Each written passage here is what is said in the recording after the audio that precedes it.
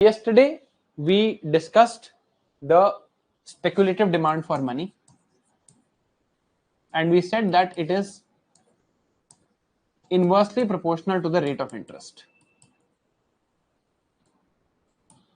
Yes, यहां तक हमने कल बात कर ली थी. That speculative demand for money is inversely proportional to the rate of interest. This we had proven, right? Did you read the text? जो मैंने आपको नोट्स दिए थे, आपने वो टेक्स्ट रीड किया? Did you read this? Homework दिया था आपको. Did you read this text?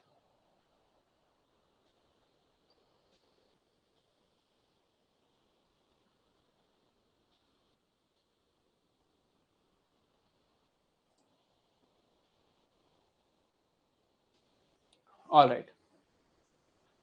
Now we have so far seen with regards to, अगर मैं एक समरी आपको बताना चाहूं कि अभी तक हमने क्या क्या देखा in the chapter of money. In the chapter of money so far, we have first understood the barter system and इसके क्या क्या problems हैं. After understanding the problems of the barter system, we have then understood why money was important. Money हमारी क्या क्या problem solve कर रहा है, ये प्रॉब्लम्स मनी सॉल्व कर रहा था. Then from here we try to understand what will be the characteristics of money. So we understood these characteristics. Then we have seen the basic evolution of money.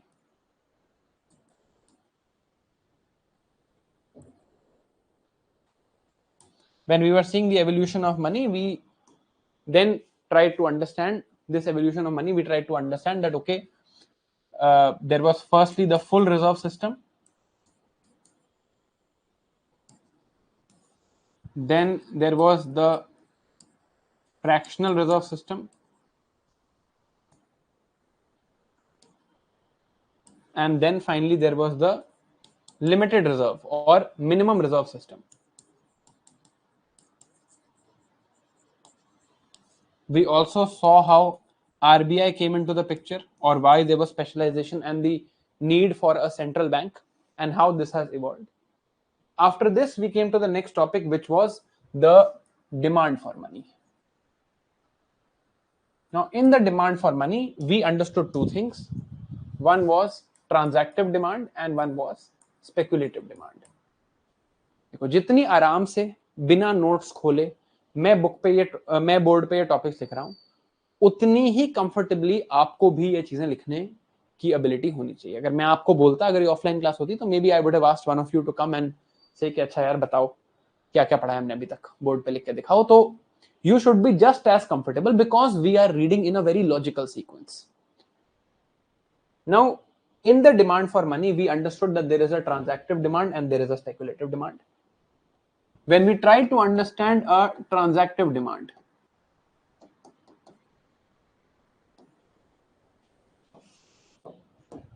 in the transactive demand, what did we say? We understood an equation.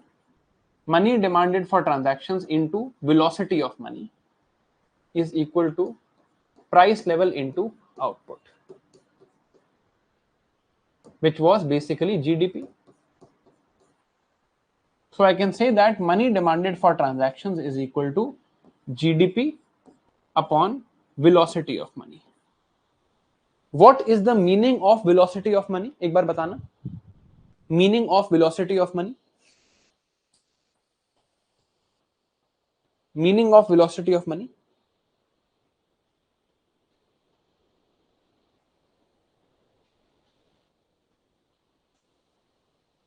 How often money changes hands? How often money changes hands? जैसे हमने जो example लिया था, A to B, B to C, C to D, 3 times money was changing hands. How often money changes hands is velocity of money, right? Now, अगर आप ये पूरे economy के लेवल पे देखो, if you try to look at this at the level of the entire economy, you will understand that this is a behavioral factor. When we are, let's say, during the times of October, जैसे अभी अक्टूबर नवंबर में दिवाली आएगी, दशहरा आएगा, that will be the festive season. In the festive season, you generally see velocity of money is more. Why? Why is velocity of money more in the festive season? Because people generally buy more things. So more transactions happen, more velocity of money is there. In, let's say, times of a slowdown, let's say during COVID transactions were lesser, so velocity of money was lesser. So velocity of money, I can say, depends on the time period. It depends on the time period, right? Is this fair? That this velocity of money at the economy level depends on the time period. कि किस time की बात हो रही है? It is basically, we call this something as a behavioral factor. Depends on the behavior of people. जैसे लोग behave करेंगे वैसा ये होगा, right? So it's a behavioral factor. अगर लोग आज ऐसा बिहेव करने लगे कि they would, let's say, have more and more transactions every single day, तो velocity of money बढ़ जाएगा. अगर लोग ऐसा बिहेव करने लगे कि नहीं, we will not transact a lot, we will just keep the money with ourselves, हम सेविंग्स करेंगे, तो velocity of money घट जाएगी, right? So it's a behavioral factor. It's a behavioral factor. The other thing that we saw in demand for money was speculative demand. The speculative demand for money. Speculative demand for money was MDS. We proved that it was inversely proportional to rate of interest today.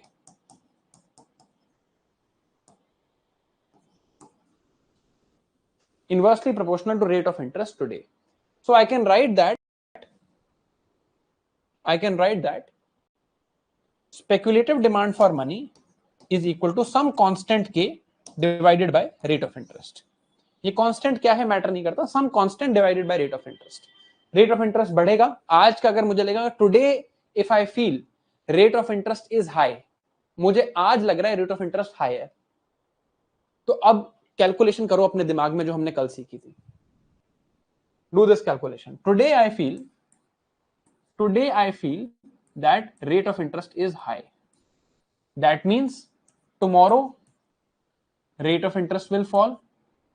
If rate of interest will fall tomorrow, that means what will happen to asset prices tomorrow? Tomorrow asset prices will go up.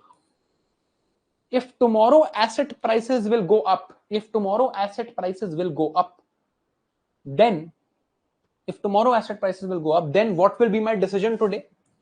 Today what will I decide? मुझे लग रहा है आज तो ये चीज, आज तो ये पेन 10 रुपए का है, आज तो ये बॉन्ड 10 रुपए का है, कल 11 रुपए का हो जाएगा. What will be my decision? Buy today. If I am saying I want to buy today, I want to give my money and take assets. Today I want to give my money away and take some assets like bonds, like shares, gold, कुछ भी. I want to give my money and take assets. That means what is my demand for speculation? आज मैं कितना पैसा रखना चाहता हूं अपने पास? I want to keep less money, I want to have more assets. मैं asset, अपना पैसा तो मैं दूर देना चाहता हूं. I want to give my money to you and take assets from you. So my current demand for speculation is low.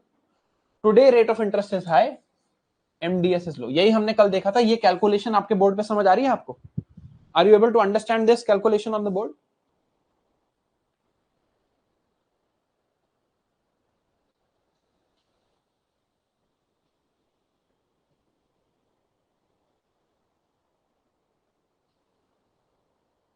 हमने पढ़ा है ये तो कल ही. Same, we have tried to understand the same thing yesterday. अब so I have understood that if I look at the total demand for money,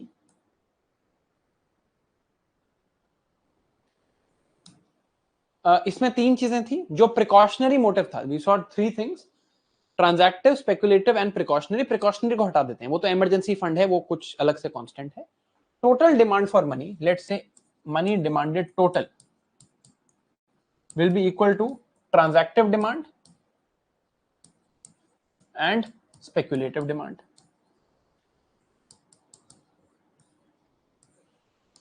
So MD transactive plus MD speculative. MD transactive क्या है? What is transactive demand?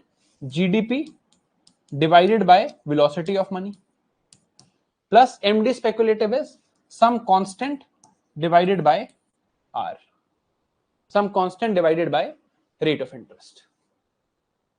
if I solve for this, अगर मैं इसको solve करूं तो अब I know that this is the figure which is the total demand for money, right? अब देखो, GDP at a time depends on production of a country. तो मैं अभी के लिए फिक्स मान सकता हूं, I can consider के just for the purpose of this calculation GDP I can consider fixed. GDP बढ़ेगा तो टोटल डिमांड बढ़ जाएगी.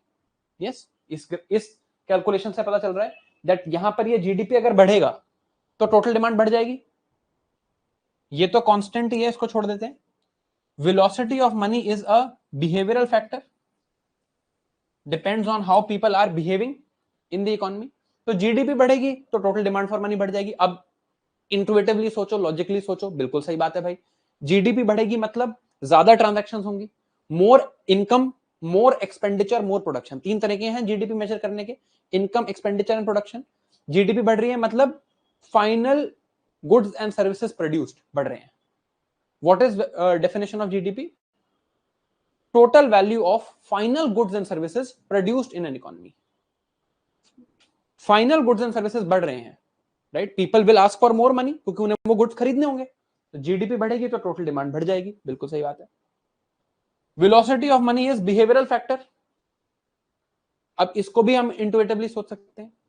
अगर वेलोसिटी ऑफ मनी बढ़ गया, मान लो money is changing hands very frequently. मैं आपको दे रहा हूं ये नोट, ये इसको दे रहे हैं, ये इसको दे रहे हैं, बहुत जल्दी जल्दी नोट चेंज हो रहे हैं. तो मुझे ज्यादा नोट्स नहीं चाहिए. समझ आ रही है बात? बहुत जल्दी जल्दी नोट्स चेंज हो रहे हैं. मैंने आपको दिया, आपने इनको दिया, इन्होंने इनको दिया, इन्होंने मेरे को वापस दिया. एक सेकंड में ही ये चेंज हो रहे हैं नोट्स. तो मुझे 2-3 नोट चाहिए ही नहीं, मेरे पास पैसा वापस आ जाएगा. So if velocity of money increases, total demand will go down. But these are different factors. These are not related to the price of money. अब ये वाली टर्म देखते हैं. ये तो कांस्टेंट है, इसको छोड़ दो. This is rate of interest. अगर रेट ऑफ इंटरेस्ट बढ़ेगा तो डिमांड फॉर मनी कम हो जाएगी. ये हमने प्रूव किया अभी स्पेकुलेटिव डिमांड में. So the final relation that I can write is that the total demand for money, जो मनी की टोटल डिमांड है, it is directly proportional to GDP. GDP बढ़ेगा, टोटल डिमांड बढ़ेगी. Inversely proportional to velocity, ये भी ठीक है. And inversely proportional to rate of interest. ये तीन बातें मैं लिख सकता हूं. ये तीन समझ आ रहे हैं? You are able to understand these three things?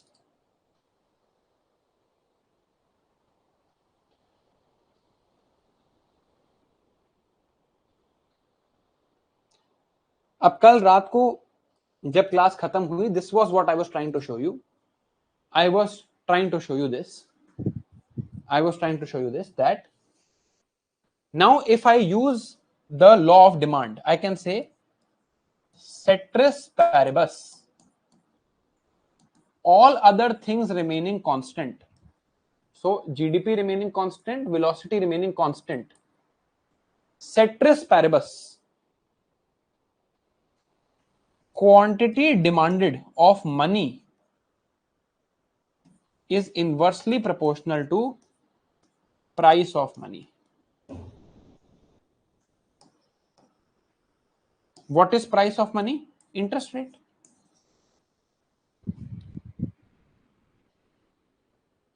कुछ देखा देखा सा लग रहा है ये? कुछ देखा देखा सा लग रहा है ये?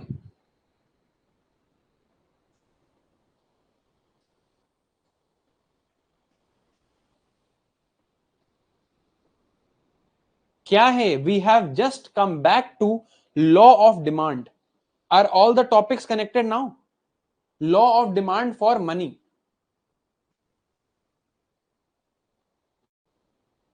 Law of demand for money है ना? So now if I have to draw the graph of money. Economics में कौन सा ग्राफ बनाते हैं हम? Price quantity graph. This is price. Price in this case is price of money. What is the price? Interest rate. Price of money is interest rate. So I can say interest rate. And I can draw the graph of demand for money. Graph will look like this. हम याद है आपको कि मैंने आपको बताया था कि ग्राफ ये दिखता है ऐसा है. For our simplicity draw it like this. You remember this? ये लॉ ऑफ डिमांड में ऐसा ग्राफ बनाया था, मैंने आपको बताया था it looks like this, but for simplicity we draw it like this. ठीक है, तो ऐसे बना लेते हैं, एक ही बात है. So I can draw the demand curve for money at ceteris paribus, everything else remaining constant, this is what demand for money will look like, right? Now tell me, if GDP of a country increases, what happens to this graph? What should I do to this graph if GDP increases? अगर GDP increase करे तो इस graph का क्या करूं मैं?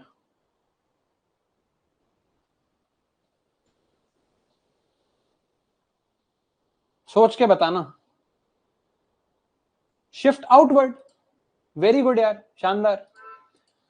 अगर GDP increase हो तो ये ग्राफ आउटवर्ड शिफ्ट होके ऐसे शिफ्ट होके ऐसा दिखने लगेगा, right? This is clear. Now I have the demand curve for money. What is the other thing that's needed? The supply curve of money. So let us now come to the second topic for today, which is money supply.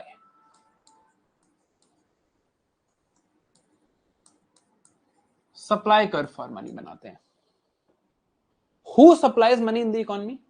चलो मैं आपसे 3 question पूछता हूं. कल ये काम अथर्व ने किया था. Who supplies money? This is question 1.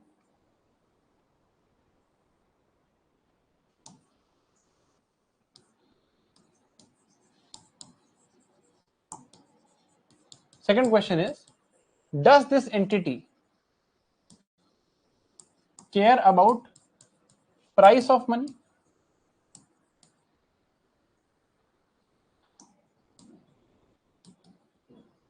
When they decide. थोड़े से इंटेलिजेंट क्वेश्चंस हैं, टाइम लगेगा.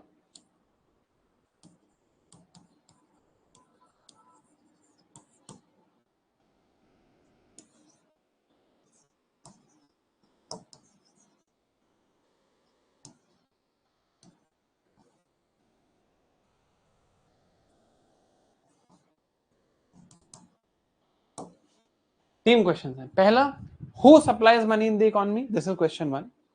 अब जनरली हमने क्या देखा है? हमने देखा है that we have seen this rule, law of supply, quantity supplied is directly proportional to price. हमने जनरली ये रूल देखा है, बट ये रूल था प्रोड्यूसर्स के लिए. और ऐसा ये क्यों था? Because producers wanted to have profit.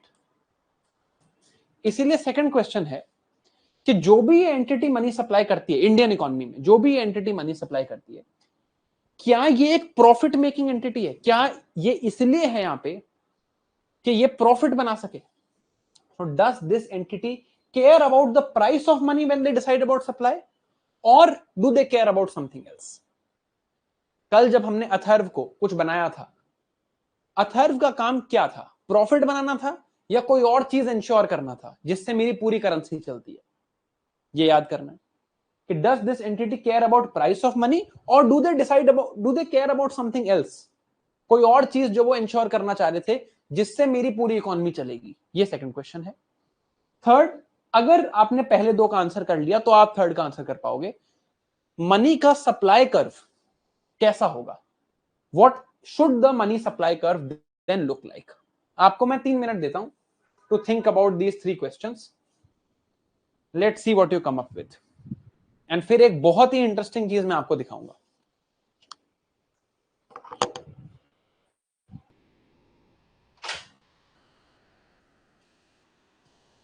हाँ जी, बताओ जी. Tell me the answers of all the 3 questions on the board, and then we'll show you something very very interesting. बताओ। आरबीआई नो वर्टिकल, शाबाश, पढ़ा आ गया यार तुम लोगों को, इकोनॉमिक्स ठीक पढ़ाता हूं मैं, इसका मतलब।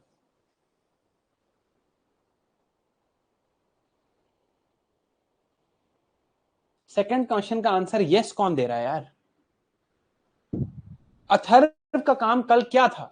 Was it to make profit और was it to ensure trust in the economy? खुद लॉजिक सोचो यार, अगर इसका आंसर आरबीआई है, क्या आरबीआई ये सोच के मनी सप्लाई करेगा इकोनॉमी में कि यार हमारा प्रॉफिट हो जाए, बाकी देखी जाएगी, इकोनॉमी का कुछ भी हो जाए, हमारा प्रॉफिट होना चाहिए, ये सोचेगा? ये आरबीआई सोचेगा, see this is only a piece of paper.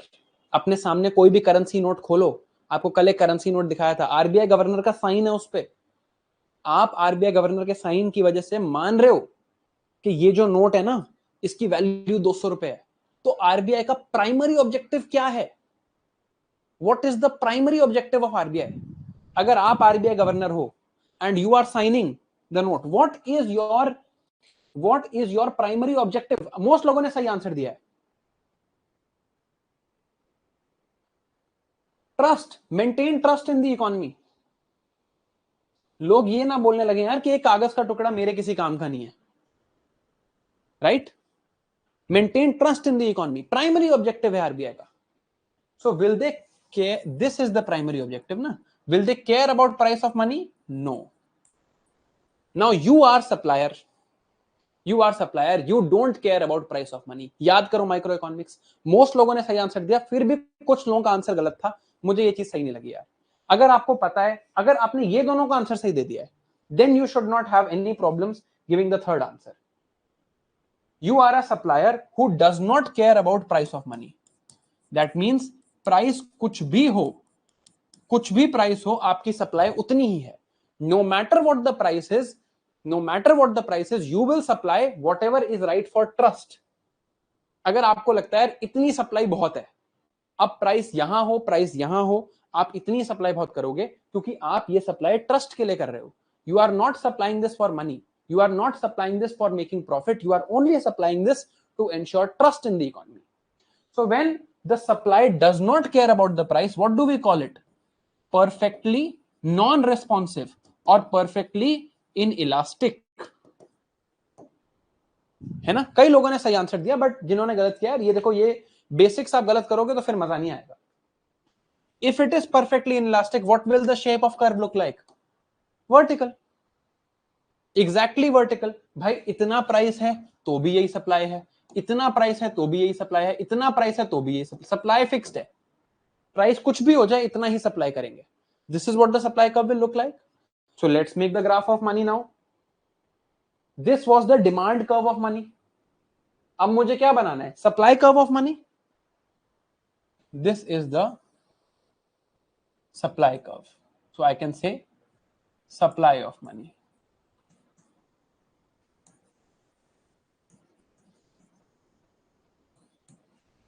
Supply of money. Now, RBI has the option. RBI has absolute control. RBI has absolute control on money supply.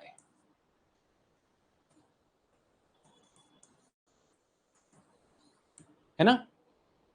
RBI's control of money supply. RBI controlling money supply. कभी बढ़ा देते हैं, कभी घटा देते हैं। RBI's control of money supply is nothing but monetary policy, one of the tools to meet the 4 macroeconomic objectives. This is what we have read.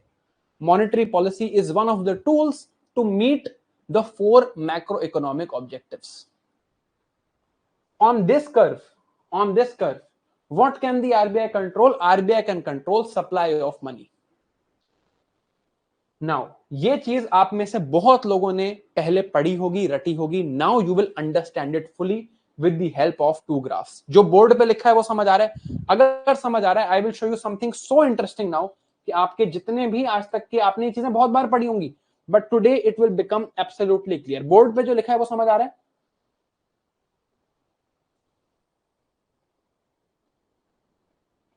Very good. Now understand this. RBI can control the money supply, right? So what RBI can do is use monetary policy. Let's say that RBI takes one action. RBI यहां पर एक action लेती है. RBI takes an action that I will decrease the money supply.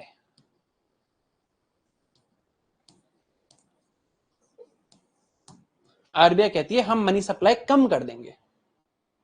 What will be the movement on this graph? Which graph will move and where will it move? Red or green? Which graph will move and where will it move? Step by step answer दो, खुद deconstruct करो. Where will it move?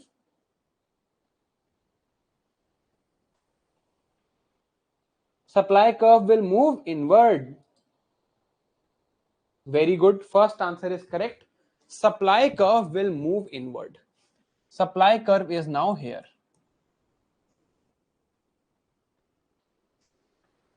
Second question. ध्यान से आप ही जवाब दोगे, आप ही समझोगे. Second question. What will be the effect? ये जो अंदर मूव किया, इसका इफेक्ट क्या होगा in terms of interest rate? What will be the effect on interest rates?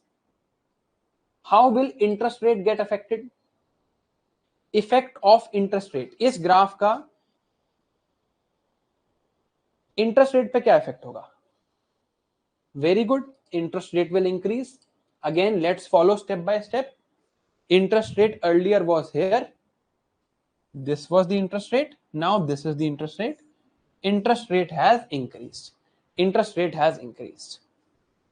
So I can say RBI reduced the money supply and interest rates in the economy have increased.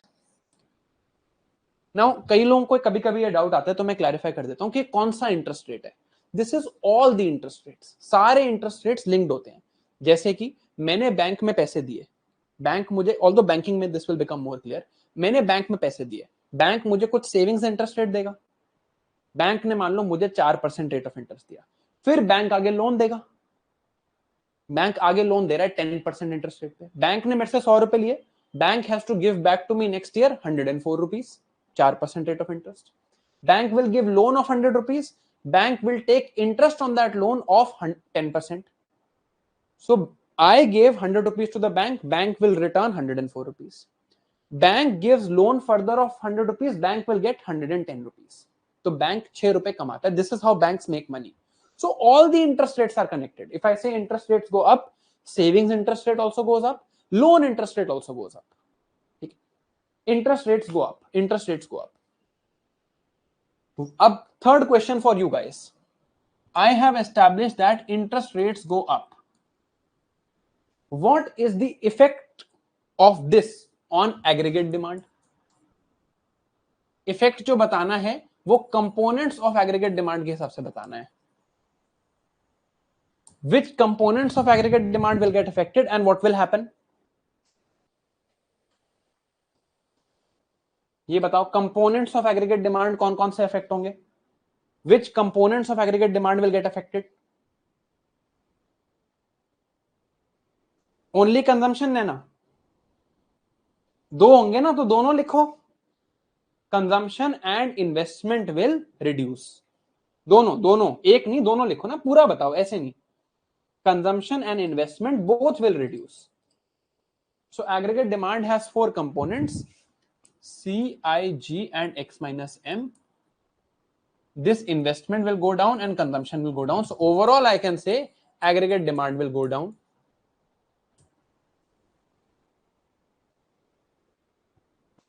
ठीक है भाई, aggregate demand का graph बना लेते हैं. हमें तो आता है एग्रीगेट डिमांड का graph banana. This is, let's say, current aggregate demand 1. This is aggregate supply. Aggregate demand will go down. आप ही कह रहे हो, मतलब this curve will move inward. अब यहां आ गई aggregate demand. This was the earlier price level PL1. This is the next price level PL2. what is the effect in terms of price level? What is the effect in terms of price level? क्या हुआ price level को? क्या हुआ price level को? Price levels come down. Now look at the elegant conclusion. When RBI reduces the money supply, price levels come down and inflation is controlled. Inflation comes down, but growth also comes down. Growth भी कम होती है. Remember inflation growth trade-off. I hope this is clear. But ये आपने कितनी बार पढ़ा है? बहुत बार आपको इकोनॉमी में रटवाया गया होगा कि आरबीआई क्या करता है, मनी सप्लाई को कम कर देता है तो इन्फ्लेशन कंट्रोल हो जाती है. And now you have the graphical proof in front of you. Is it clear? You have the graphical proof in front of you. RBI decreases the money supply and inflation is controlled. But growth also comes down.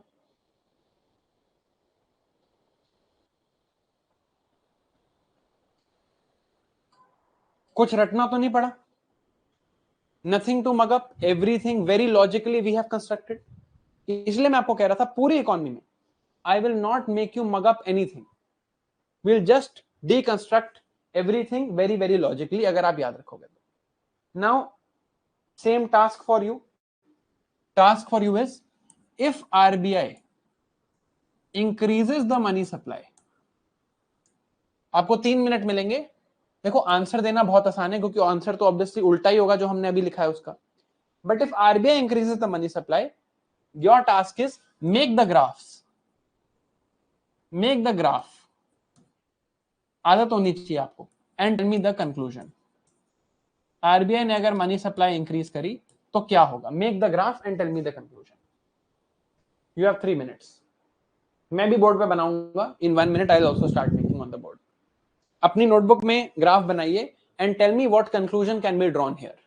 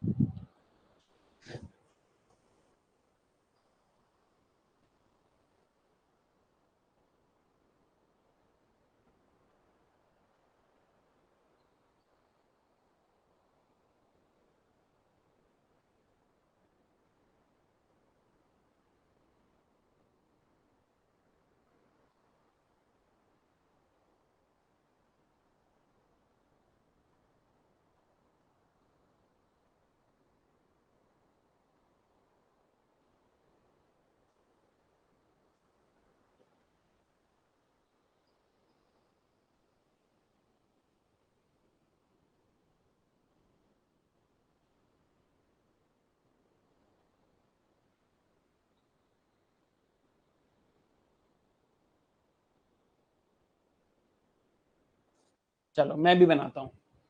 I hope आप में से कई लोगों ने तो बना लिया होगा. आई विल आल्सो मेक. पहले मैं बना रहा हूं मनी सप्लाई का graph.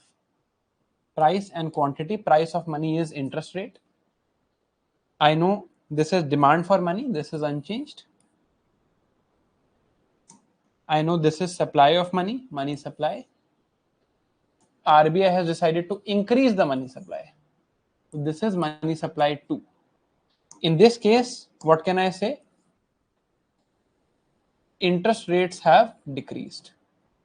Interest rates have decreased. If interest rates have decreased, what is the effect on aggregate demand? बिल्कुल logically चलेंगे. Aggregate demand पे क्या effect होगा? Interest rate कम होगा तो consumption will increase and investments will increase. That means overall aggregate demand will increase. Once I know that aggregate demand has increased, now let me try and plot this. This is the current equilibrium, aggregate demand 1 and aggregate supply. aggregate demand has increased, means it has reached here, so this is aggregate demand 2. Price levels have gone up, output has gone up. So because of this decision, I can say that conclusion is RBI has increased the money supply, leading to rise in inflation. RBI increases the money supply, inflation increases, but there is also increase in growth. Growth भी हुई है, inflation भी हुई है. Is this clear?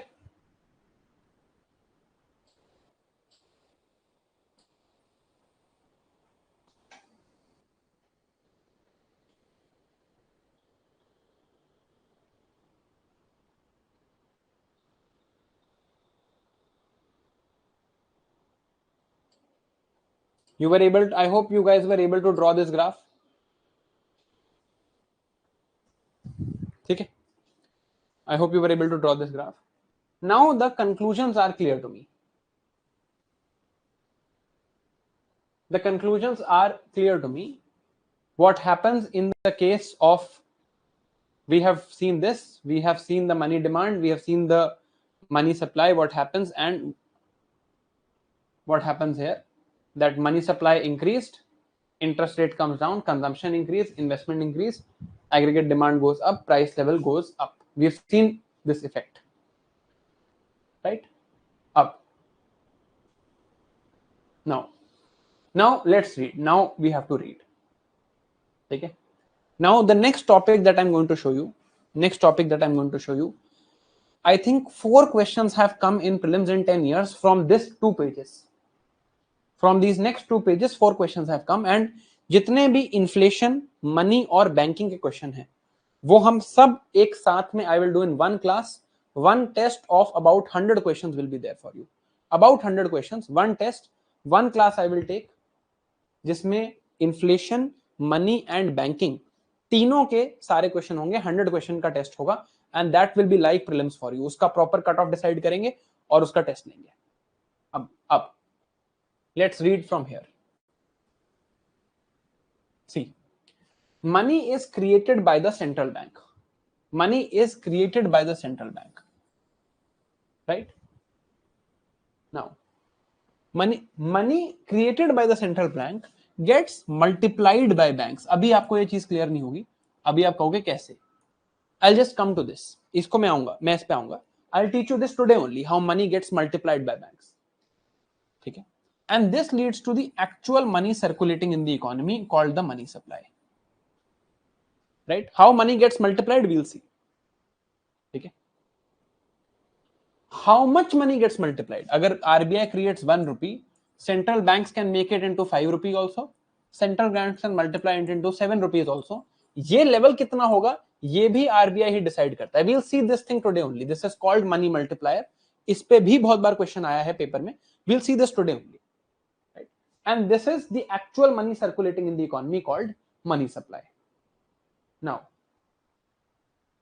central banks, when they are controlling the money supply, RBI is controlling the money supply. RBI knows that its control of money supply will have an effect on inflation. अभी हमने देखा RBI money supply कम करता है, बढ़ाता है, inflation पे फर्क पड़ता है, price levels पे फर्क पड़ता है. RBI knows its control of money supply will affect growth. Right? There is one more thing that gets affected by this money supply. That actual thing is exchange rates, but we'll come to this. अभी यहाँ पर one more thing ही लिखा है. It is actually exchange rates, but we'll come to this. We'll come and understand this when we read about international economics. तो अभी इसको one more thing लिखा है. जब हम international economics पे आएंगे, this will become evident to you that even exchange rates get controlled by money supply. If RBI supplies more money, then what happens to dollar rupee exchange rate? If RBI supplies less money, what happens to dollar rupee exchange rate? We'll see. अभी इसको छोड़ देते हैं. Let's leave it for now. ठीक है? So when RBI is deciding कि हमें कितनी money supply करनी है, देखो हो क्या रहा है. I'll just write on the board for clarity. RBI decides to supply some amount of money. RBI decides to supply some amount of money to the economy. This gets multiplied.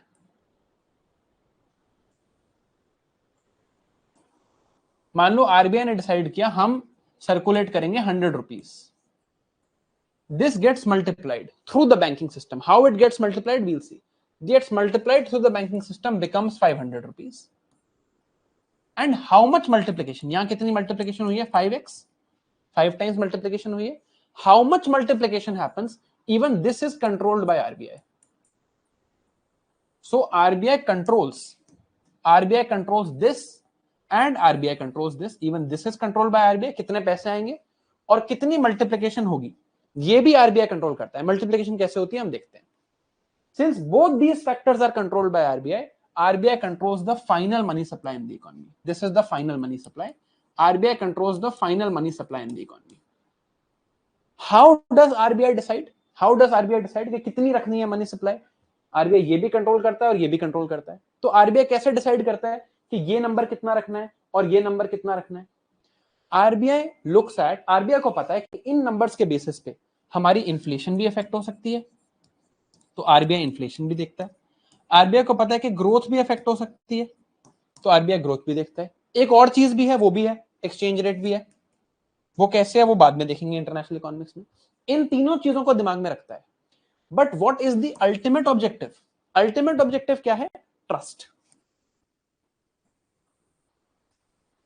Ultimate objective है trust. RBI ultimately wants to look at that people maintain trust. मान लो ऐसा हो कि India में economy में growth ही ना हो, 0% growth, negative growth हो जाए इंडियन इकोनॉमी की. Will you keep trusting the Indian economy? No.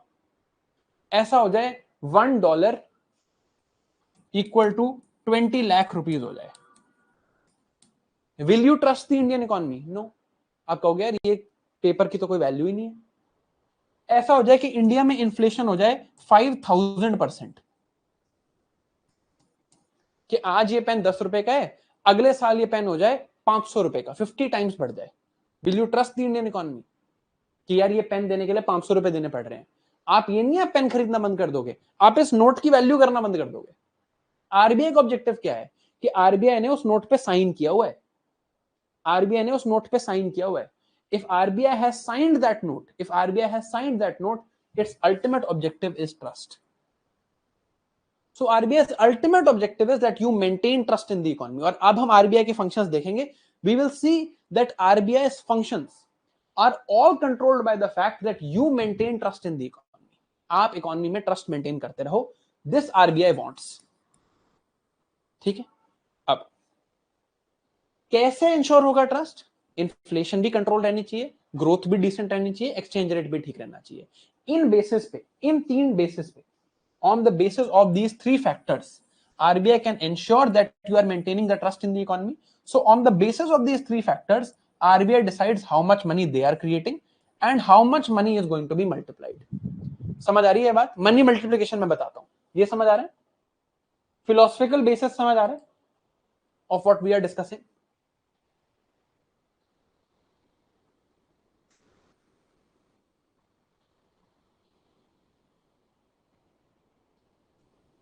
Are you able to understand the philosophical basis of what we are discussing? Good. अब देखो, now see, now RBI controls one, how much money they are creating. This is called M0 or M0. आएंगे इस पे. RBI controls how much money they are creating, M0 or M0. They are controlling the multiplication factor.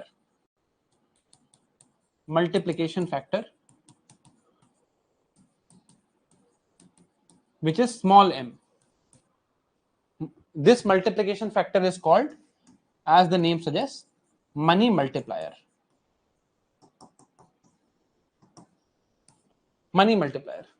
Right? Final money supply will be final money circulating in the economy. जो actual money circulate कर रहा होगा वो कितना होगा? m0 which RBI has created into जितना वो multiply हुआ. जैसे हमने देखा था 100 into 5, तो money circulating will be m0 into m, है ना. Now we are going to read how do we measure this. हम कैसे काउंट करते हैं कि कितना मनी सर्कुलेट हो रहा है. इकोनॉमी में, ये देखने वाले हैं। Once we will see this, then we will see how this mechanism works. Then we will see the multiplication of money by banks. तो देखो, measurement of money, how much money is circulating in the economy, कितना money circulate कर रहा है, right? अब there are different ways to measure this. ये जो final figure है मनी सर्कुलेटिंग, इसको मेजर करने के अलग अलग तरीके हैं. This is equal to m naught into m, but इसे मेजर करने के बहुत सारे तरीके हैं. See, so we see money circulating in the economy, money circulating in the economy is money multiplier m into m naught. m naught is initial amount of money created by RBI. मैंने आपको जैसे कहा था, RBI creates 100 rupees, gets multiplied by 5, becomes 500 rupees. Right? So RBI ने initially कितना create किया? 100 rupees. How much RBI ने 100 rupees create किया, इकोनॉमी में कितना आया? 500 रुपए, because multiplied by 5. So what was initially created by RBI, जो आरबीआई ने 100 रुपीज क्रिएट किया, that is called M naught और high powered money. RBI created 100, multiplication factor was 5, so economy में आया 500. तो हियर 100 इज एम नॉट और high powered money, 5 is money multiplier, and this is the final money supply, final money circulating in the economy. अब इस final money को major करने के बहुत सारे तरीके हैं. There are 4 measures of this final money. They are called M1, M2, M3 and M4. What are we measuring? कि इकोनॉमी में एक्चुअली कितना मनी सर्कुलेट हो रहा है, this we are measuring. ठीक है? See, this is one thing. This is just one thing that I will say that you will have to remember, because का कोई लॉजिक नहीं है. You will have to remember this. ठीक है? Before I explain what is M1, M2, M3, M4, let me explain to you the meaning of demand deposits and time deposits.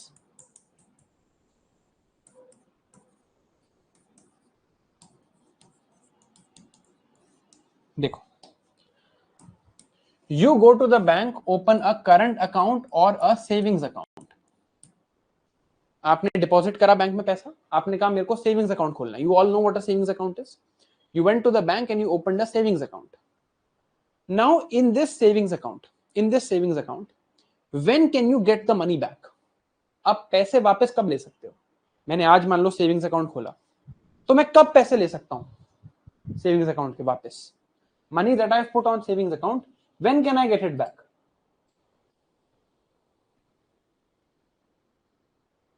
Anytime. I can get it back anytime, whenever I want. जब मन करे, है ना? So I can, in a current account में भी same कहानी है. Current account is opened by businesses. Savings account is opened by people like you and me. Savings account या current account में I can get the money back on my demand. अभी मेरा मन करे, let's say I want to eat something, I can go to my bank, insert my card in the ATM, get 200 rupees out on demand. मेरा मन है, मैं अभी निकाल सकता हूं on demand. Current account, saving account are demand deposits. Deposit of money that you can get back on your demand. जब demand करे वापस आ गया. Second example, take the example of fixed deposit. ऐसे एक recurring deposit भी होता है, but चलो वो बाद में देखेंगे. Fixed deposit का example low. When you do a fixed deposit in a bank, तब क्या होता है? In the bank, if I do a fixed deposit, मैं कहूं यार मुझे 1000 रुपीज की फिक्स डिपॉजिट करनी है, and at a 8% rate of interest for 1 year. When will I get the money back? When will I get the money back? कब पैसा मिलेगा वापस?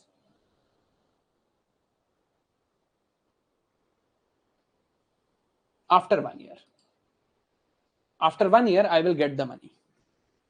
So fixed deposit and recurring deposits are deposits of money that I get back after a certain time. After a certain time, वो मैं ही decide करता हूं कि अच्छा यार 1 year है, 1 year है, तो after a certain time, after this 1 year has passed, I will get this money back. Now it's not like मैं 1 year से पहले नहीं ले सकता. Of course I can take it back before 1 year. And there is a certain penalty associated. उससे कुछ penalty लगेगी मेरे को. But generally, अगर हम normal case की बात करें, I will get this money back after 1 year. after I have spent or after this time has passed, known as time deposits. Deposits where I get the money back after a certain amount of time deposits. Deposits where I can get the money back on demand deposits. Time and demand deposits are clear? Clear है दोनों का meaning? अब देखो, there are various measures of money supply. There are various measures of money supply. What am I measuring? I know that actual money circulating in the economy is high powered money into money multiplier. I am measuring this. ये कितना है? How much actual money is circulating? अब इसको measure करने के 4 तरीके हैं, M1, M2, M3 and M4. ठीक है? M1 and M2 are known as narrow money. इसमें मैं कम चीजें मेजर करता हूं, but they are more liquid. M3 and M4 are known as broad money, but these are less liquid or least liquid. What is liquidity? How readily money is available to me. कितनी जल्दी मेरे पास पैसा available है. How readily it is available to me. Let me give you an example. या इसी में बताओ, out of these two, which is more liquid? Which is more liquid out of these two? इन दोनों में से ज्यादा लिक्विड कौन सा है? How readily it is available, that determines liquid. Obviously demand deposits are more liquid. Good. Demand deposits are more liquid. I can get it on demand. Time deposits mein to I will have to wait. So there are 4 measures of money supply: M1, M2, M3 and M4. M1 and M2 are narrow measures. Means we look at narrow things. हम एक limited number of चीजें देखते हैं. M3 and M4 are broad measures. हम बहुत सारी चीजें देखते हैं इसमें. But M1 and M2 are liquid. M3, M4 are less liquid. तो अगर मैं ऐसे देखूं M1, M2, M3, M4, going down here, as I go down, my liquidity is going down. मेरी liquidity कम होती जा रही है. M1 is most liquid, M4 is least liquid. But as I go down here, my coverage is increasing. Coverage अभी आपको समझ आएगा. Coverage is increasing. M1 covers very few amount of things. M4 covers lots of things. ठीक है. अब what do I look at in M1?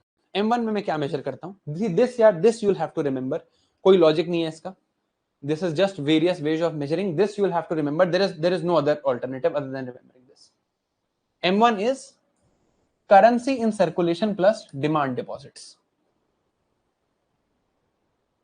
तो I'll write here ताकि आप भी मेरे साथ actually you do one thing. मेरे साथ लिख लो ताकि आपको याद हो जाएगा एक ही बारे में. What is M1? First measure. M1 currency in circulation plus demand deposits in banks. Banks में जो डिमांड डिपॉजिट्स हैं, that is M1. Demand deposits का क्या मतलब हुआ? M1 में मैं क्या क्या मेजर करूंगा? जो करेंसी इन सर्कुलेशन है, लोगों के पास कितने कैश है, जैसे मेरे वॉलेट में कितना कैश है, प्लस मेरे बैंक के सेविंग्स अकाउंट में कितना कैश पड़ा है, ये मैं मेजर करूंगा M1 में. For every person I will measure currency in circulation and demand deposit in bank. ठीक है. M2 में M1 के साथ I also measure demand deposits kept in post office. आपको ये बात पता होगी that earlier this was the case in our country that you could go and deposit money even in post offices. आप post offices में भी जाके पहले पैसे deposit कर सकते थे. Now this is almost irrelevant. Why? Because now even post office has been converted to India Post Payment Bank. तो अब रेयरली ही कोई पोस्ट ऑफिस में जाके अपने पैसे डिपॉजिट करता है, बट पहले this was a very common thing that people used to deposit their money in post offices. ठीक है. So M1 currency in circulation plus demand deposit of banks. ठीक, समझ आया? M2 it has all the components of M1. तो इसमें currency in circulation plus demand deposits of banks ये हैं. plus I will also measure the demand deposits of post offices. This is M2. और हाँ, आपको ये याद करने हैं M1, M2, M3, M4 exactly याद करने हैं, बिकॉज इस पे प्रीलिम्स में क्वेश्चन आता है. Then there is M3. M3 measures M1 plus time deposits of banks. तो क्लियर करता हूं आपको M3 का क्या मतलब है. यहां पर if I write M3 includes again all the components of M1. So currency in circulation plus demand deposits of banks plus time deposits of banks. This is M3. This is M3. And lastly, there is M4. M4 has everything. M4 sees everything. So currency in circulation plus demand deposits of banks plus time deposits of banks plus demand deposits of post office plus time deposits of post office. सारी deposit सब कुछ count कर लेते हैं हम M4 में. Now tell मी, जब आपको ये चार आपके सामने लिखे हैं, एंड आई होप आप लोगों ने मेरे साथ लिखा है, बिकॉज ये एज इट इज याद होना चाहिए आपको.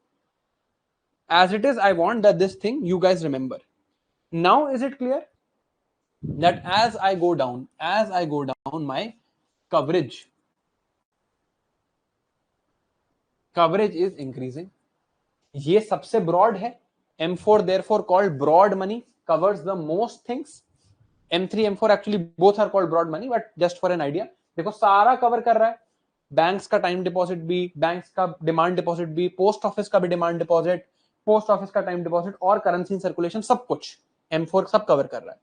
तो as I go down the ladder, coverage is going up, but as I go down the ladder, liquidity is going down. यहां देखो सबसे लिक्विड है currency in circulation plus demand deposit of bank, मतलब बैंक का savings account और currency in circulation liquid है, readily available. यहां देखो M3 में देखो currency in circulation demand deposit तो ठीक है, बट एफडी भी इंक्लूड हो गई, टाइम डिपॉजिट भी इंक्लूड हो गई. अब ये उतना लिक्विड नहीं है. M4 तो और कम लिक्विड है, क्योंकि इसमें तो पोस्ट ऑफिस की टाइम डिपॉजिट भी है. पोस्ट ऑफिस की एफडी तो ठीक कराने के लिए पहले पोस्ट ऑफिस जाओ, फॉर्म भरो, फिर ठीक होके आएगा, तब जाके माना जाएगा. तो as I go down, liquidity is decreasing but coverage is increasing. ये बात क्लियर हुई? दोनों जो पिंक में बातें लिखी हैं, are both these things clear?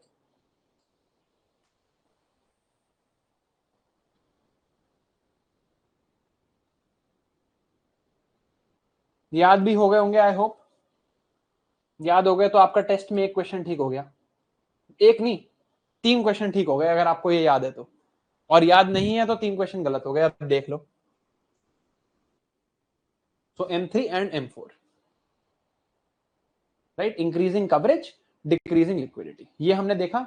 Important भी लिखा हुआ है आपके नोट्स में, right. I have written this as important in your notes. ठीक है. अब now we'll just take a break for 3-4 minutes, 3-4 minutes ka. I'll just take a small break. I'll come back, and now after this we have to today we'll study 2 things. दो चीजें पढ़ेंगे आज.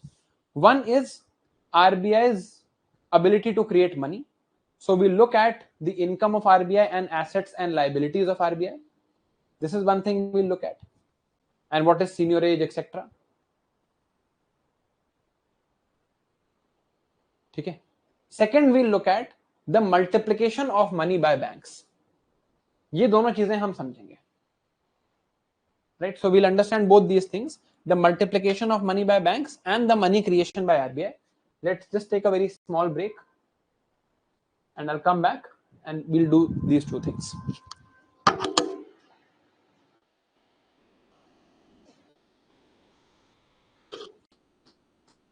All right, देखो, अभी जब recently हमने ये example लिया था and we made Atharva the RBI, तो हमने क्या कहा था? अथर्व की एक बैलेंस शीट थी, बैलेंस शीट क्या थी? बैलेंस शीट अथर्व की थी कि एक तरफ लिखे थे अथर्व के एसेट्स। एसेट्स क्या थे अथर्व के पास? 1000 gold coins. These are the assets. Assets. I hope you understand normal English meaning. And Atharva की कुछ liabilities थी. Liabilities means promises that Atharv had made. He had made certain promises. What promises had he made? He had made a promise that he will exchange your gold coins. Or exchange your paper notes. आप paper notes लेके आ जाओ, आप exchange करा सकते हो for a gold coin. How many liabilities did he have? 1 lakh such paper notes were there. All of this are his liability. आप कभी कोई कैश या पेपर नोट निकाल के देखना. If you want I can also take it out and just read what is written on a paper note. Right, जो RBI issue करता है, what is written on a paper note, let's read. So I am just reading. I promise to pay the bearer the sum of 500 rupees. What is written? And niche it is signed by the RBI governor. This sign is of Shri Shakti Kanta Das. तो पुराना note है. So I promise to pay the note. I promise to pay the bearer sum of 500 rupees. This promise is what? Liability of RBI. Liability. On the other side, there was an asset. 1000 gold coins. ये हमने देखा था other के case में. So RBI's example is exactly the same. It has assets and it has liabilities. Now I have read that there is a circular flow of income model. So basically there are households, there are firms, है ना, factors of production, income, expenditure, goods and services. ऐसे हमारी पूरी economy चल रही है. यहाँ पे there is the government, there is the external sector, there are also banks. ये तीन, ये हमने देखा है, this model. Now RBI is here. RBI is not in this model. RBI is outside. Right? अब पहले तो for any note that RBI prints, मान लो आज अभी इसी मोमेंट पे RBI गवर्नर डिसाइड करते हैं that we will print 10 notes of 500 rupees. RBI decides to print 10 new notes of 500 rupees. 10 नए नोट उन्होंने प्रिंट कर दिए, 500 रुपए के ताजे कड़क नोट आरबीआई ने प्रिंट कर दिए. This is 5,000 rupees. RBI just decided to print 5,000 rupees. Just by the manner of printing, just by the fact that these notes have been printed, RBI के मिंट में, प्रिंटिंग प्रेस में ये notes print हो गए, RBI के printing press में पढ़े हैं. Does that mean that they have entered the circular flow? क्या वो अब हमारी मनी में सर्कुलेट कर रहा है क्या ये? Now in our economy, are these 5,000 rupees circulating? ऐसा नहीं है.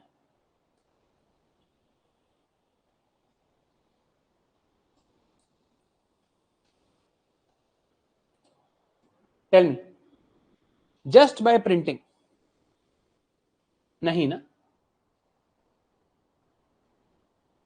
How will these 5,000 rupees now come to the circular flow? 5,000 rupees RBI के पास तो हैं, आरबीआई ने तो प्रिंट कर लिया, आरबीआई के हाथ में है यहाँ पे 5,000 रुपए. ये 5,000 रुपए सर्कुलर फ्लो में कैसे आएंगे? RBI will have to give this money to somebody. यहां पर किसी को पैसे देने पड़ेंगे, तब ये पैसे सर्कुलर फ्लो में आएंगे. और क्या आरबीआई फ्री में गिफ्ट कर देगा? नहीं. RBI will use this money. RBI has printed 5,000 rupees. RBI will use this money to buy some asset.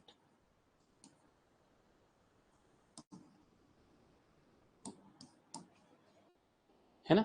तो आरबीआई लेट से किसी फर्म के पास जाता है और इनसे गोल्ड खरीद लेता है. तो RBI goes to a firm. RBI says you give me gold worth rupees 5,000. Let's say you give me 10 grams of gold and I will give you, although 10 gram gold आएगा नहीं 5,000 रुपए में, I will give you 5,000 rupees. Now these 5,000 rupees have entered the circular flow, right?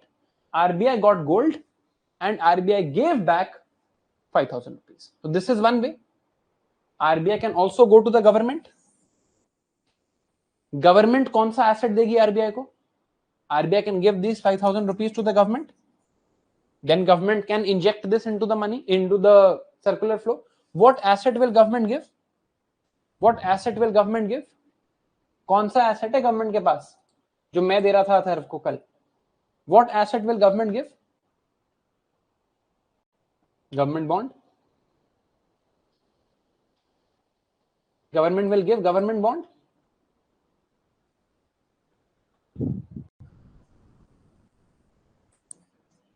In this case, in both these cases, look at the balance sheet of RBI. Balance sheet of RBI will always be balanced. That's why it's called the balance sheet, because it's always balanced.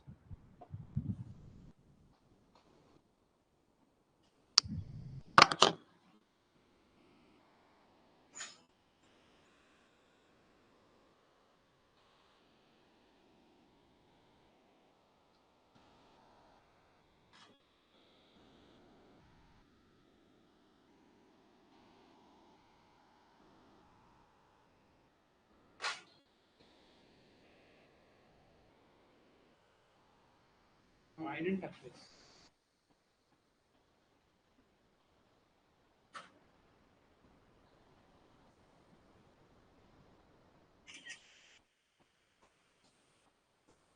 ठीक है.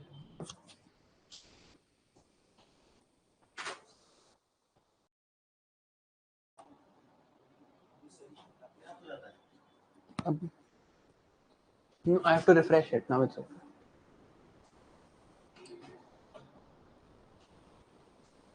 All right. Let's look at the balance sheet of RBI. On the balance sheet, there will be some assets, there will be some liabilities. Now, इस case में, if let's say I am looking at the first case, this first case, if I am looking at the first case, what should I write in asset, what should I write in liability? क्या लिखूं asset में, क्या लिखूं liability में? First case में, in the first case, बताओ, what should I write?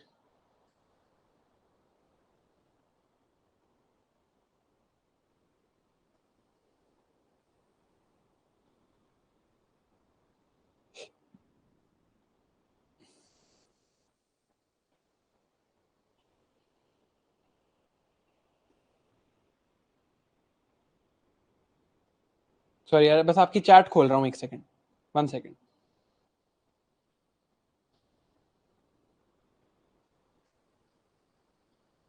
Sorry यार, बस आपकी चैट खोल रहा हूं, एक सेकंड.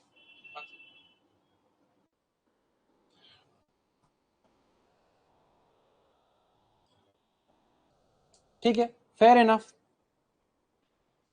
यार इस केस में, this case, I am considering this case. I'll just repeat for everybody. I am saying RBI ने कुछ notes print किए. Just because RBI printed those notes does not mean that this will lead automatically to these notes entering the circular flow of income. Automatically ये हमारी economy में नहीं जाएंगे, है ना? अभी तो RBI के प्रिंटिंग प्रेस में पढ़े हैं, आरबीआई के प्रिंटिंग प्रेस में प्रिंट हो गए, इसका मतलब ये थोड़ी है कि इकोनॉमी में घूमना शुरू हो गए. For this RBI will have to go and purchase some asset, right? Because notes पे क्या लिखा है? नोट पे क्या लिखा है? Promise. Notes are liability of RBI, right? अब फर्स्ट केस में आरबीआई ने क्या किया? RBI went to some gold dealer and RBI purchased 10 grams of gold and gave it 5,000 rupees. In this case, what should I write in asset and liabilities? In this case, यहां पर asset क्या है RBI का और liability क्या है? RBI का asset, RBI का liability. Now tell me, what should I write in this first case? क्या लिखूं यहां पर?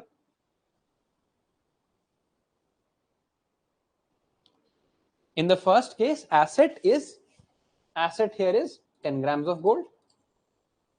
Asset is 10 grams of gold.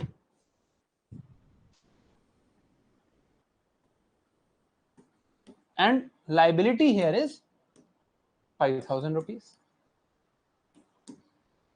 है ना? अब सेकंड केस, आरबीआई ने 5,000 और रुपए प्रिंट किए और गवर्नमेंट के पास जाके गवर्नमेंट को 5,000 रुपए दे दिए और बॉन्ड ले लिया। In this second case now, in this case मान लो RBI printed 5,000 more, in this case what should I write? Asset and liability. इस केस में क्या है? In this case what is the asset and liability?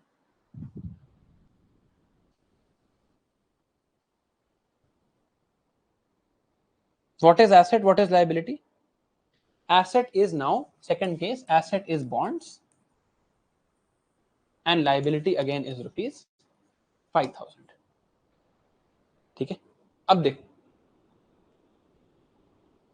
अब आरबीआई ने जाके गोल्ड खरीदना है, asset is bond, liability is 5,000. सही बताया आप लोगों ने. Now in the first case what was happening? In the first case RBI had gone, first case में RBI has gone and purchased some gold. अब ऐसा तो है नहीं कि आरबीआई किसी भी शॉप से जाके गोल्ड खरीद लेगा.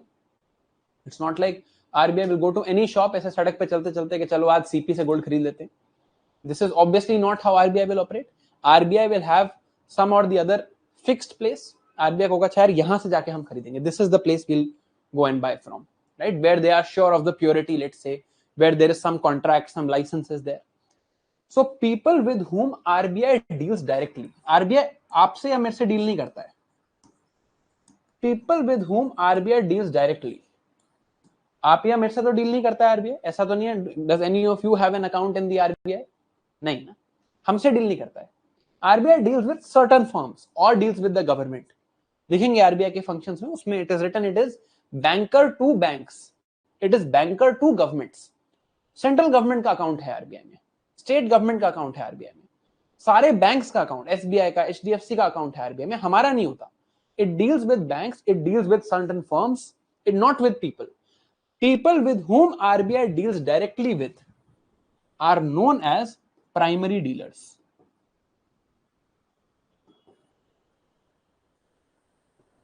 Primary dealers. Okay. Up.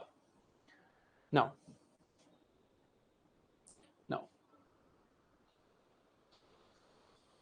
This being said, now let us try and understand what the RBI is doing here.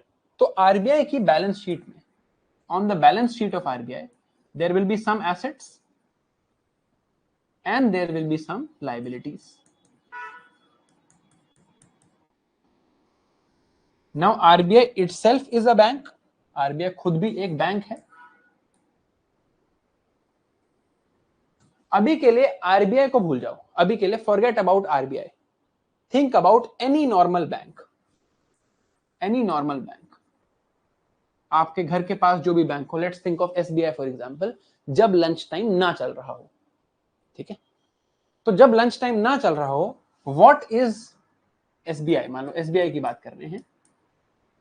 I will give you two options, deposits and loans.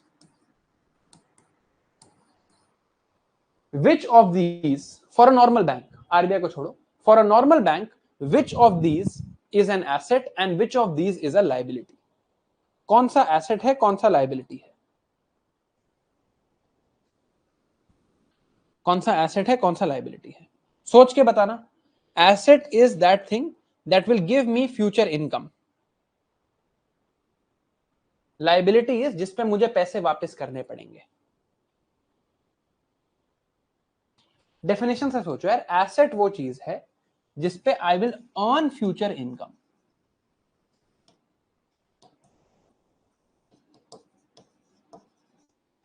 Liability वो चीज है जिसपे I will have to do future expenditure.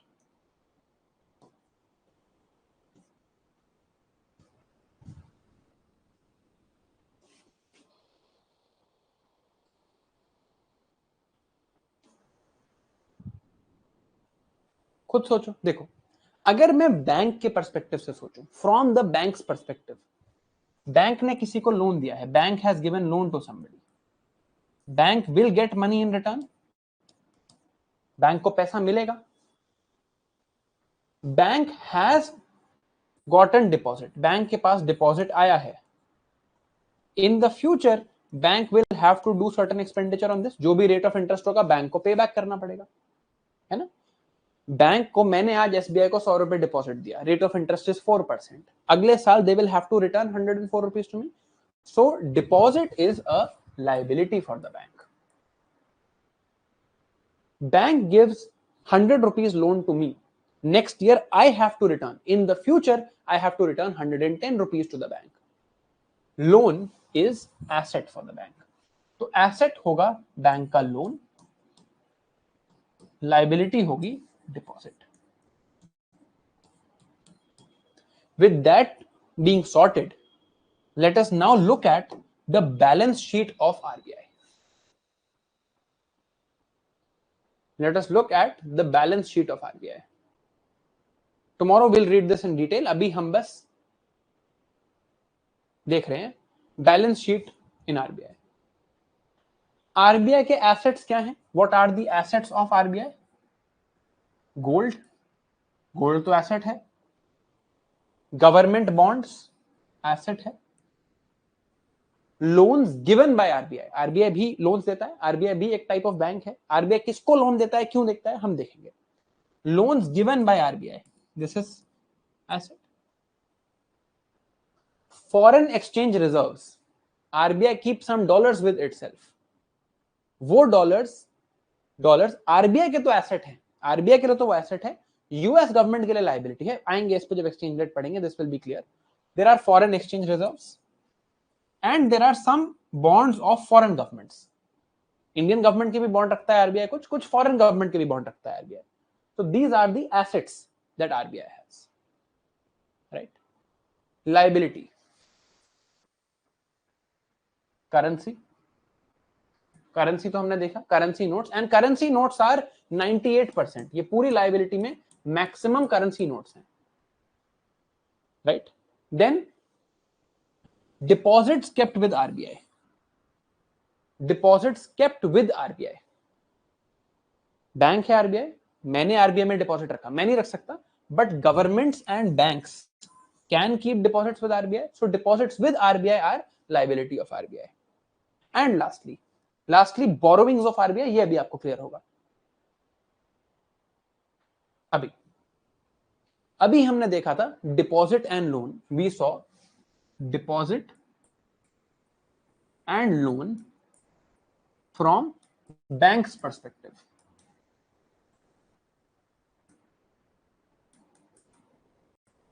कि bank का perspective अगर मैं देखूं तो from bank's perspective deposit is a liability, loan is an asset. ये मैंने देखा. Now I want you to think about deposit and loan from your perspective. अपने पर्सपेक्टिव से सोचो. You have given a deposit और यू हैव अ डिपॉजिट. आपने एक जगह सेविंग्स अकाउंट में पैसा रखा हुआ है या एक फिक्स डिपॉजिट में आपने पैसा रखा हुआ है. From your perspective, what is this deposit, asset और liability? And you have taken a loan, मैंने आपको लोन दिया है, आपने लोन लिया हुआ है. From your perspective, what is the loan?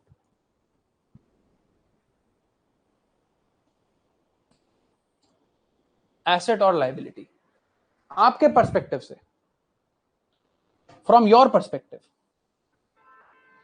ऐसे लिखो ना यार, deposit is dash, loan is dash.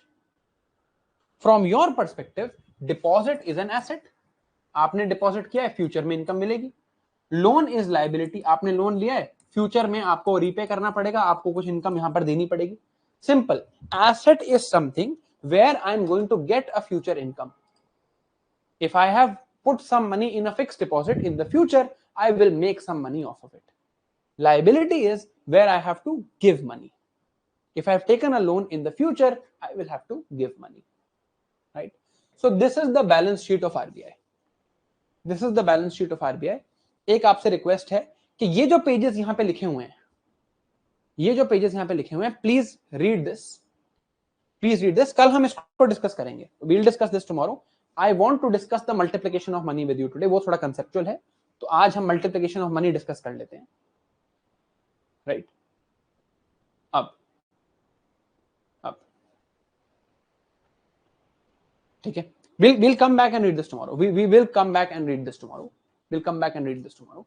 But I want to discuss the multiplication of money with you, ताकि कंसेप्चुअल चीज हमारी क्लियर हो जाए।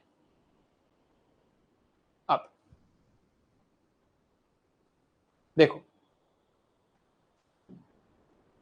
Let's say RBI printed some money. RBI printed some money. RBI printed some money. Let's say RBI printed 1,000 rupees. And then it entered the circular flow. RBI ने इसके लिए कोई asset खरीदा. Let's say RBI printed 1,000 rupees. RBI went to a gold shop. RBI went to a gold shop. इस gold shop में इस gold shop ने RBI को गोल्ड दिया, and this 1,000 rupees came to this gold shop. इस 1,000 rupees को gold shop, ये जो गोल्ड शॉप थी, यहां पर आरबीआई ने 1,000 रुपीज दे दिए और आरबीआई को मिल गया गोल्ड. यहां तक क्लियर है? RBI got gold and this gold shop got 1,000 rupees. ये गोल्ड शॉप का कोई ओनर होगा, there will be some owner of this gold shop. This gold shop owner got 1,000 rupees. ठीक है, we are trying to see the multiplication of money. अब ये जो gold shop का ओनर है, ये जो गोल्ड शॉप का ओनर है, he will keep certain money with himself. कुछ मनी इसके पास कैश होगा, कुछ मनी ये डिपॉजिट कर देगा बैंक में. I am the owner of the gold shop. RBI governor Shaktikanta Das ji came to me and said, ये लो 1,000 rupees and give me gold. I took 1,000 rupees, I gave him gold. RBI का तो हो गया सॉर्टेड, मेरे पास 1,000 रुपीज आ गए. समझ रहे हो ना क्या कहानी है? Now it is part of the economy. मैं गोल्ड शॉप का ओनर था, मेरे पास 1,000 रुपीज आ गए. मेरे पास 1,000 रुपीज आ गए, मेरे पास 1,000 रुपीज कैश आया, एक्चुअल कैश, बिकॉज आरबीआई तो मेरे को कैश देगा. I have gotten actual cash, 2 notes of 500 rupees each. I decide that I will keep 200 rupees as cash and deposit 800 rupees in my bank account.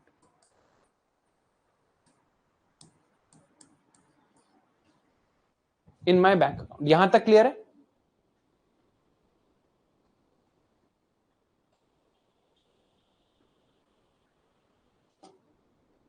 Till here it is clear? हम देख रहे हैं कि banks money कैसे multiply करते हैं. ठीक है, ऑल राइट. नाउ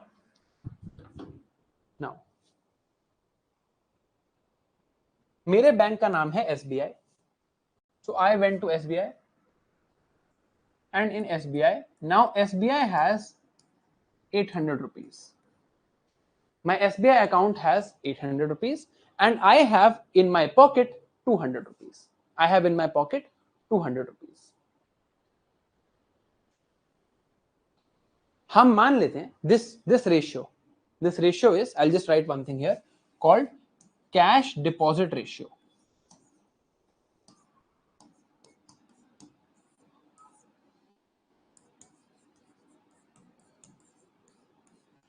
यहां पर मैंने कैश कितना रखा है? 200 रुपीज. एंड डिपॉजिट कितना किया है? 800 rupees. So what is cash deposit ratio here? 1/4. हम मान लेते हैं कि जितने भी लोग अभी इस एग्जांपल में इन्वॉल्व होंगे, they will all keep this same ratio. ठीक है, so whoever is involved, and कल हम कैश डिपॉजिट रेशियो डिटेल में पढ़ेंगे. Whoever is involved, they will keep a cash deposit ratio of 1/4. ठीक, इस एग्जांपल में जितने भी लोग हैं, आगे भी जितने लोग आएंगे, सब कैश डिपॉजिट रेशियो 1/4 ही रखेंगे. ओके, अब मेरे बैंक अकाउंट में है 800 रुपए और मेरे पास कैश है 200 रुपए. Tell me what is the level of M1 in this economy. इस टाइम पे इस इकोनॉमी में M1 कितना है? What is M1 in this economy at this point? M1 में क्या क्या दो चीजें मेजर करते हैं? Cash in hand and deposits in bank. तो M1 कितना है इस टाइम पे इस इकोनॉमी का? वेरी गुड, 1,000 रुपीज है. ठीक है, अब M1 क्या होता है? M1 is a measure of money supply. It is a type of measure of money supply.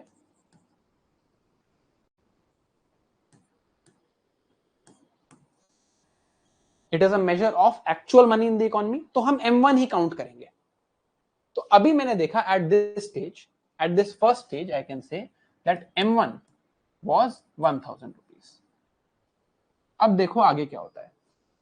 SBI में 800 रुपए हैं, मेरी जेब में 200 रुपए हैं। SBI has 800 rupees, in my pocket there are 200 rupees. Now what will SBI do? SBI will want to loan this money out. SBI कहेगा यार इस मनी को मैं आगे लोन करता हूं। SBI अगर पैसे रखे रहेगा तो SBI को तो मेरे को इंटरेस्ट देना है। समझ रहे हो बात? SBI आप हो, मैंने आपको 800 रुपीज दे दिए, आपने तो मुझे अगले साल इंटरेस्ट पे करना पड़ेगा उस पैसे पे। तो आप कहोगे यार इस 800 को मैं लोन करता हूं ना, let me loan this out further so that I can earn some income, right? अब can SBI loan all of this 800 out? Can SBI loan out all of this 800 rupees?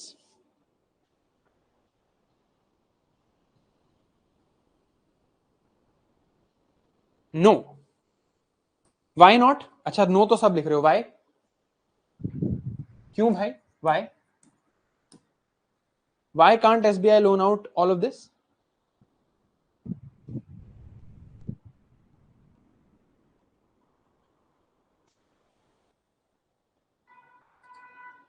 अगर SBI ने 800 के 800 रुपए loan out कर दिए, if SBI loans out all 800 rupees, मान लो मैंने आज SBI में 800 रुपए डाले, अब मेरे बैंक अकाउंट में let's say this is my bank balance, मेरे बैंक बैलेंस में क्या दिखाएगा? 800 रुपीज। होगा भाई ठीक है। SBI ने 800 के 800 रुपए आज ही किसी को लोन कर दिए, कल मैं SBI गया, मैंने कहा यार मुझे 20 रुपीज देना, मैंने कल आपके यहाँ 800 रुपए डिपॉजिट किए थे, मेरे को 20 रुपीज देना। SBI कहेगा हमारे पास तो है ही नहीं, हम तो लोन कर चुके। SBI कहेगा हम तो लोन कर चुके, तो प्रॉब्लम हो जाएगी। What will that lead to? What will that lead to? I will go to the bank will say I don't have money. इससे अल्टीमेटली क्या होगा? इससे ultimately I will lose trust in the economy or not? कि यार ये तो economy में trust करने का फायदा ही नहीं है, इकोनॉमी में ट्रस्ट करने का फायदा ही नहीं है। इकोनॉमी में मैंने तो 800 रुपए रखे बैंक में, मुझे वापस ही नहीं मिले, I will lose trust in the economy, right? ये बात समझ आ रही है?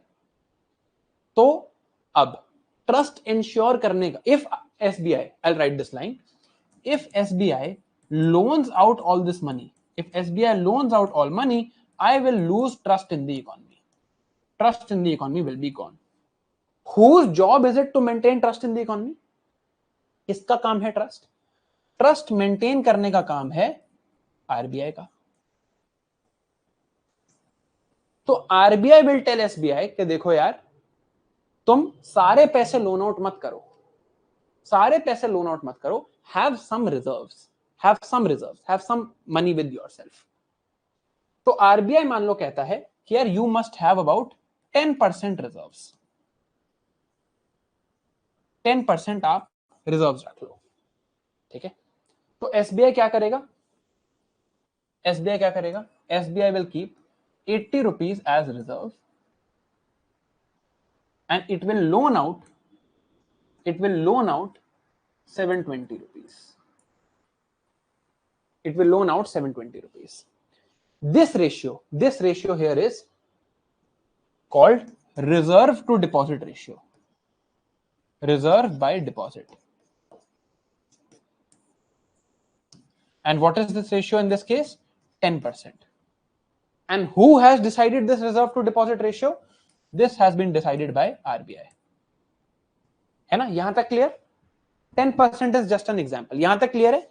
SBI now has kept 80 rupees reserved and SBI has loaned out 720 rupees. यहां तक क्लियर है? Fair enough?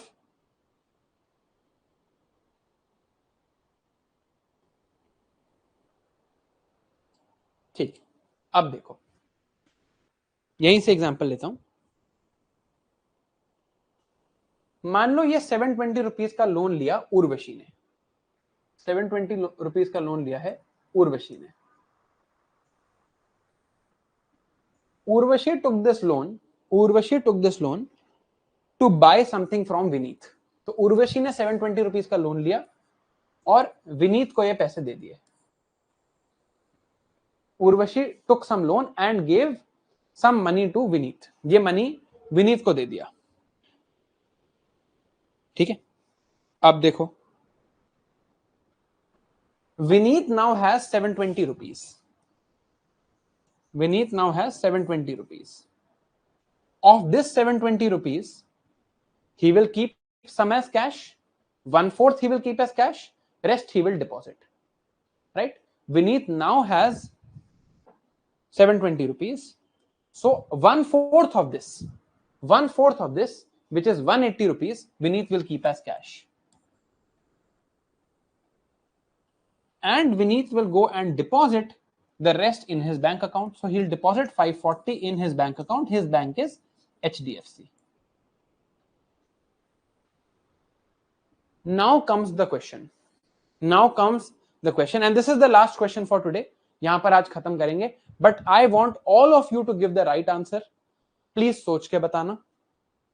Please सोच के बताना. What is the level of M1 now? अब M1 का लेवल क्या है? Now I want you, all of you, to measure the level of M1. Remember, SBI ने लोन दे दिया है मेरे पैसे से, बट मेरे बैंक अकाउंट पे क्या दिख रहा है अभी भी? मैं SBI गया, मैंने SBI को 800 रुपए डिपॉजिट किए, मेरे बैंक स्क्रीन पे SBI की ऐप में दिख रहा है इसमें 800 रुपए हैं। SBI ने आगे लोन दे दिया होगा, अभी भी इसमें 800 रुपए दिखेंगे, ये बात याद रखना। Even right now my app, मेरे पास आज भी मेरे रिकॉर्ड्स के हिसाब से 1000 रुपए ही हैं, ये बात याद रखना। Now calculate what is the M1.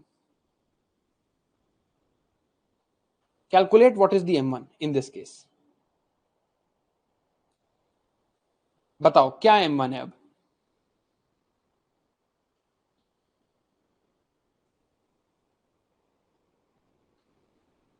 Very good यार, शानदार हो तुम तो। अब देखो, if I have to calculate M1 in this case, what is M1? M1 is currency in circulation plus demand deposits of banks. पहले देखते हैं करेंसी इन सर्कुलेशन कितनी है। करेंसी इन सर्कुलेशन है, मेरे पास 200 रुपीज कैश है, तो 200 प्लस विनीत के पास कितना है 180 रुपीज कैश, तो 180 प्लस डिमांड डिपॉजिट्स, मेरे बैंक अकाउंट में कितने पैसे दिखा रहा है, मेरी ऐप में कितने पैसे हैं मेरे अकाउंट में 800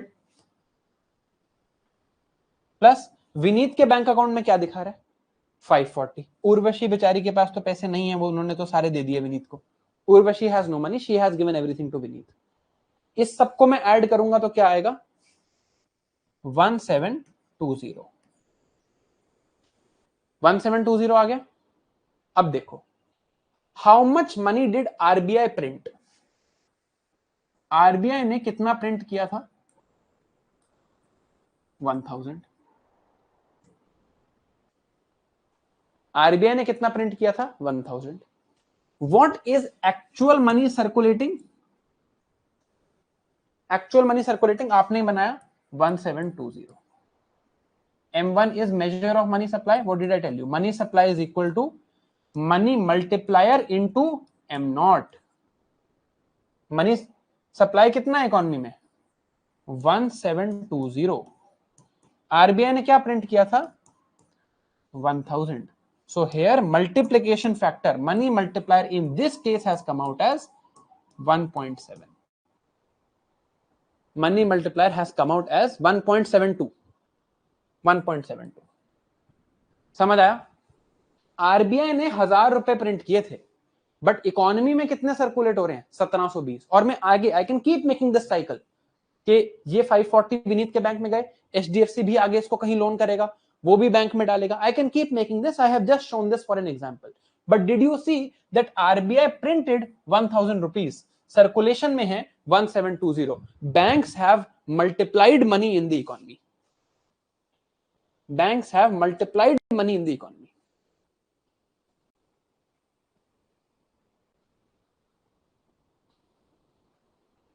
है ना?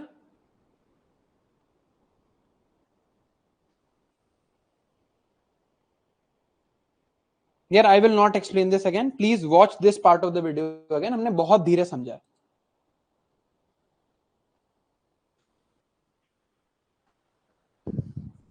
साइकिल खत्म होगा, बना के देखना आगे साइकिल, जिसको लग रहा है ना कि ये साइकिल कभी खत्म नहीं होगा, आगे बना के देखना।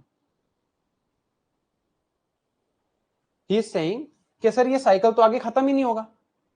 भाई एचडीएफसी के पास, जिसको ये डाउट नहीं है वो ये बात मत सुनना, एचडीएफसी के पास 540 रुपीज आए, एचडीएफसी 54 रुपीज रिजर्व में रखेगा, मान लो 500 रुपीज सर्कुलेट करेगा, किसी को देगा, उसको 500 रुपीज मिलेंगे, वो 50, वो इसका 1/4 अबाउट 125 रुपीज रखेगा, अगले बैंक को क्या मिलेगा, अगले बैंक को 375 मिलेगा, इसके अगले बैंक को हो सकता है 200 मिले, कभी तो जाके जीरो होगा, साइकिल खत्म हो जाएगा।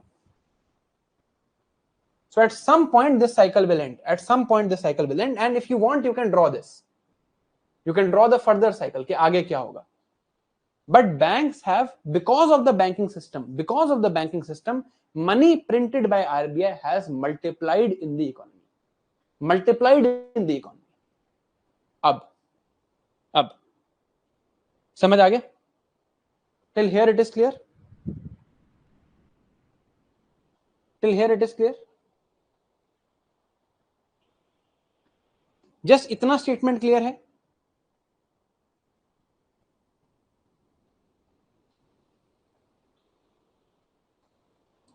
अब देखो I will just ask you 2 last questions and we will end today's class. ये स्लाइड में एज इट इज रहने देता हूं। In this case if RBI decides that reserve deposit ratio will be 50%, अभी RBI ने कितना डिसाइड किया था? 10%। अगर RBI रिजर्व डिपॉजिट रेशियो को 50% कर दे, from 10% it makes it 50%, what will happen to money circulation? इसको कैलकुलेट करते हैं। अब क्या होगा देखो, now listen and try and understand carefully. मेरे पास 200 रुपए से कैश 800 रुपए बैंक में डाले, एसबीआई के पास 800 रुपीज है, एसबीआई को रिजर्व में रखने पड़ रहे हैं अब 400, तो एसबीआई उर्वशी को कितने का लोन देंगे? सिर्फ 400 का ही लोन दे पाएंगे। विनीत को 400 मिलेंगे, विनीत 400 में से 100 रुपीज कैश रखेगा, एचडीएफसी को देगा 300। In this case, did you see that money circulating became less? Because RBI ने रिजर्व रिक्वायरमेंट बढ़ा दी। पहले एचडीएफसी को मिल रहे थे 540 रुपीज, अब एचडीएफसी को मिल रहे हैं 300 रुपीज। पहले विनीत के हाथ में आ रहे थे 180 कैश, अब विनीत के हाथ में आ रहे हैं 100 cash. So RBI increase the reserve deposit ratio, इस केस में भी M1 कैलकुलेट कर लेते हैं। When RDR is 50%, what is the M1 in this case? यहां भी कैलकुलेट कर लेते हैं। इस केस में क्या है? M1 is currency in circulation plus demand deposits. तो currency in circulation यहां पर in this case currency in circulation held by Shivin कितनी है? 200. Demand deposits held by Shivin कितनी है? 800. ठीक है, लेकिन इस केस में currency in circulation held by Vineet, currency in circulation held by Vineet कितनी आएगी? 100 rupees. Current demand deposit held by Vineet कितनी आएगी? 300 रुपीज। तो अब M1 क्या हुआ? Now M1 will be 1400 rupees. Now I can say M1 is equal to small m money multiplier into M0। ये है 1000, M1 है 1400, तो अब मनी मल्टीप्लायर क्या हो गया? 1.4 हो गया ना। सो कैन आई से that firstly money multiplier small m is inversely proportional to reserve deposit ratio, and RBI controls this reserve deposit ratio. This is controlled by RBI. समझ आया? आरबीआई ने रिजर्व डिपॉजिट रेशियो बढ़ाया, money multiplier कम हो गया।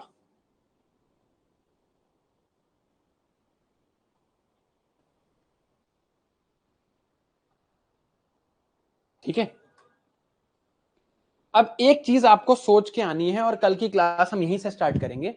Please think about this, make this calculation. मैं तभी आपको आज जल्दी छोड़ रहा हूं ताकि आप ये कैलकुलेशन खुद से कर सको।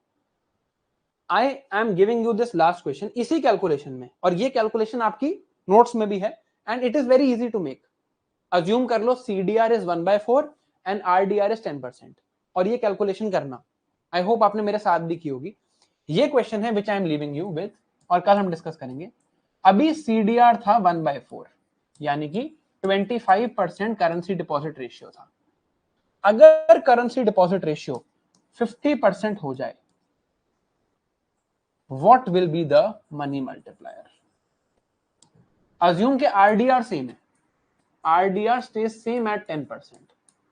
तो आपको कैलकुलेट करना है कि जब RDR 10% है और CDR 25% है तब क्या मनी मल्टीप्लायर है, एंड जब CDR 50% कर दिया जाता है तब क्या मनी मल्टीप्लायर है। This is your homework.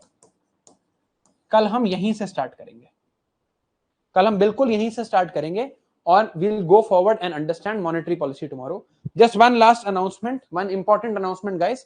Tomorrow class will start at 4 PM. ठीक है, I need to finish this topic tomorrow.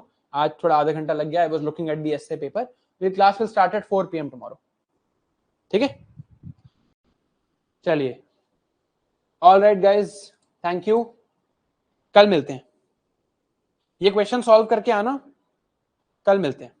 ठीक है, चलो, ओके, थैंक यू।